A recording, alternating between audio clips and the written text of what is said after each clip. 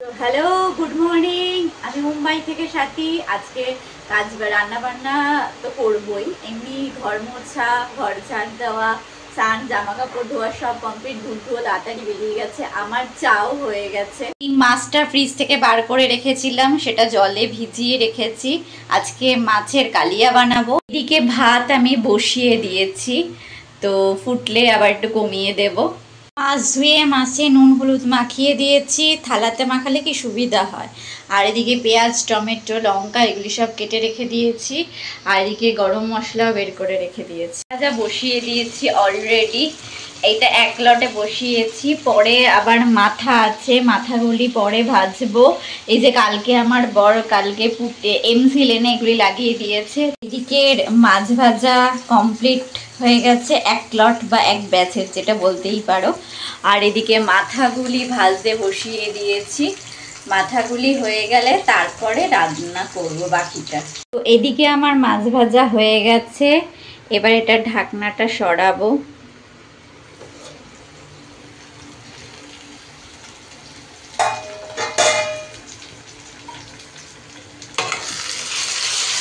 মশলাটা কষাতে হচ্ছে।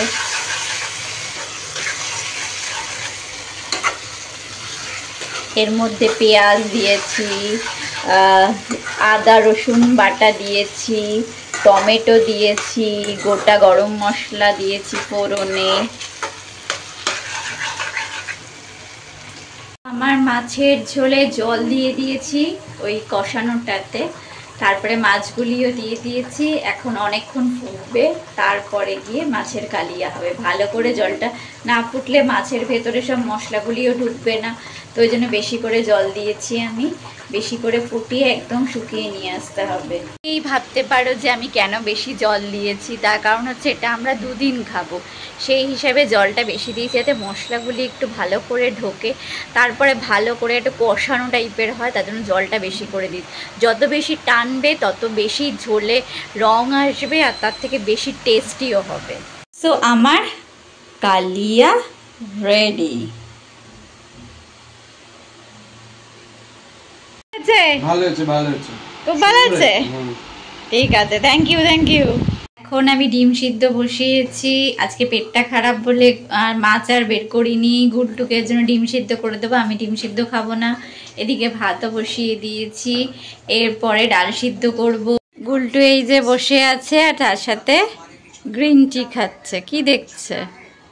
কতবার দেখে একটা এপিসোড।